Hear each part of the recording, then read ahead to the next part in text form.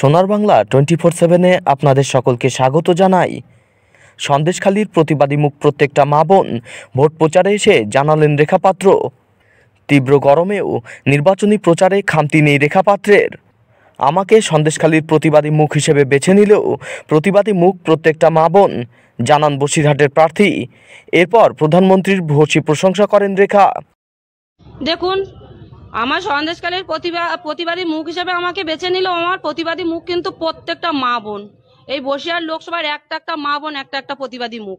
তো আমি সবার উদ্দেশ্যে বলবো, সবাই আজকের আমার সাথে আছেন, আর সবাই মিলে আজকের আমাদের এই যুদ্ধটা, আমাদের এই যুদ্ধে আমরা অবশ্যই এই এত পরিমাণে সাড়া পাচ্ছি যে আমরা 100% মানে 100% আমরা বিশ্বাসিত, মানে আমরা এটা বিশ্বাসিত যে আজকের এই লোকসভা ভোটে আমরাই জয়যুক্ত হব।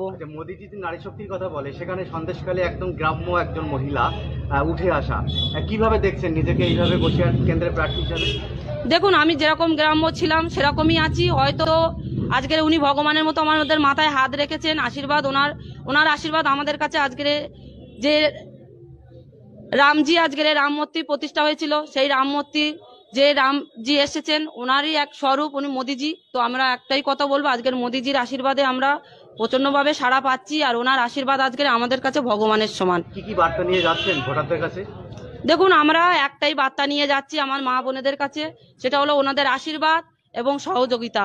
ওনারা ভোট দেবেন, সেটা ওনারাই নিজেরাই জানেন কাকে ভোট দেবেন। ওনারা আর দ্বিতীয়ত কোনো শেখ শাহজাহানের মতো মানুষদের ভোট দিয়ে আর ফিরিয়ে আনতে চান না, কেননা ওনারা জানেন যে কিভাবে মানুষের সম্মান কেড়ে নিয়েছে, মানুষের মা বোনেদের সাথে কিভাবে নোংরা আচরণ করেছেন, আর ঘরে ঘরে বলতে চাইছেন বাবা ভাইদের, তাদের উপরে অত্যাচার করেছেন।